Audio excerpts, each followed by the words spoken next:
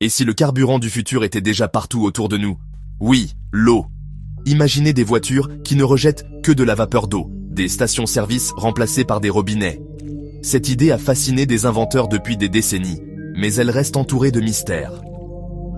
Pourquoi le moteur à eau n'a-t-il jamais percé? Est-ce une utopie ou une invention étouffée? Notre dépendance au pétrole coûte cher à la planète et à nos sociétés. Explorer l'alternative de l'eau, c'est chercher une issue à une crise écologique et économique. Partons à la découverte de ce secret qui pourrait tout changer.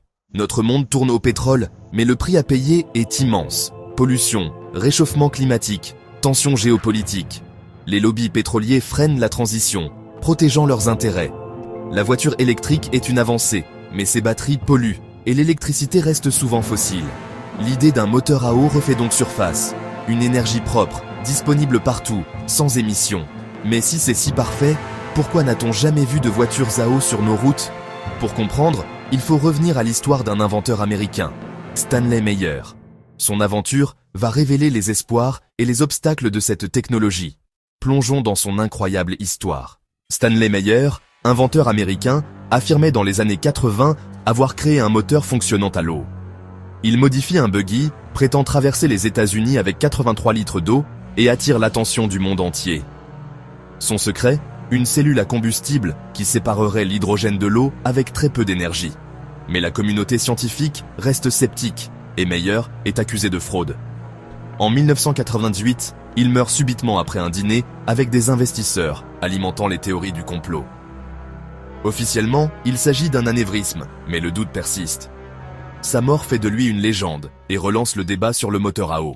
Le principe du moteur à eau repose sur l'électrolyse. Séparer l'hydrogène et l'oxygène de l'eau grâce à un courant électrique. L'hydrogène, hautement inflammable, devient alors le carburant du moteur.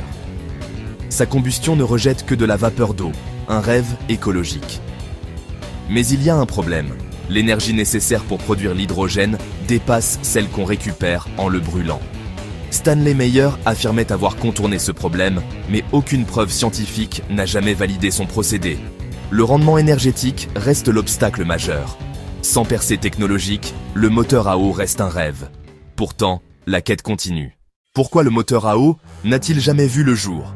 Certains évoquent par la pression des industries pétrolières, prêtes à tout pour protéger leurs profits.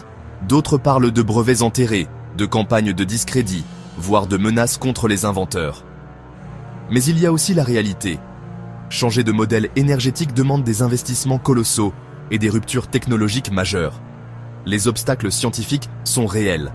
Aucun système n'a prouvé un rendement supérieur à 100%. Entre intérêts économiques et limites techniques, la vérité reste floue. Le moteur à eau, trop en avance ou trop dérangeant, n'a jamais dépassé le stade du rêve. Aujourd'hui, l'idée n'est pas morte. L'hydrogène, extrait de l'eau, est au cœur de la transition énergétique.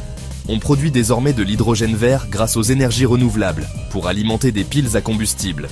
Ces véhicules ne rejettent que de l'eau et existent déjà sur nos routes. La recherche explore aussi la photoélectrolyse et de nouveaux catalyseurs pour rendre la production d'hydrogène plus efficace. Le rêve de Stanley Meyer inspire encore, mais sur des bases scientifiques solides. L'eau pourrait bien devenir le carburant du futur, mais la route est longue. Ce qui compte, c'est de continuer à innover et à questionner, car c'est ainsi que naîtront les solutions de demain.